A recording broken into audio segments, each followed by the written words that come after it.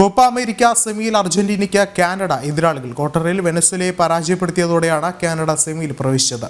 ആദ്യമായാണ് Canada Copa അമേരിക്കയുടെ സെമിയിൽ എത്തുന്നത്. ആവേശം പെനാൽറ്റി ഷൂട്ടൌട്ട് വരെ നീണ്ട ക്വാർട്ടർ മത്സരത്തിനൊടുവിലാണ് വെനസ്വേലയെ തോൽപ്പിച്ച് കാനഡ കോപ്പ അമേരിക്കയുടെ സെമിയിലേക്ക് കുതിച്ചത്. നിശ്ചിത സമയത്ത് ഇരു ടീമുകളും ഓരോ ഗോൾ വീതം നേടി തുല്യത പാലിച്ചു. 13-ാം മിനിറ്റിൽ ജേക്കബ് ഷെഫൽബർഗിലൂടെ കാനഡയാണ് ആദ്യം സ്കോർ ചെയ്തത്.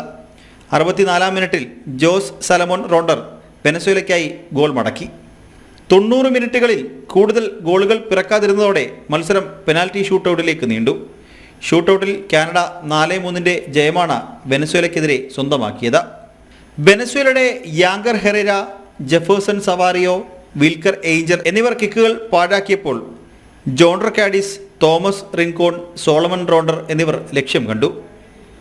അതേസമയം കനേഡിയൻ സൂപ്പർ താരം അൽഫോൺസോ ഡേവിസും ഇസ്മയിൽ കോനയും മോയിസ് ബോംബിറ്റോയും ജോനാഥൻ ഡേവിഡും വലകുലുക്കി.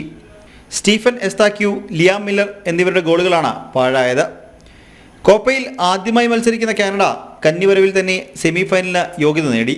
സെമിയിൽ കരുത്തരായ അർജന്റീനയാണ് കാനഡയുടെ എതിരാളികൾ. സ്പോർട്സ് ഡെസ്ക്, ജനം.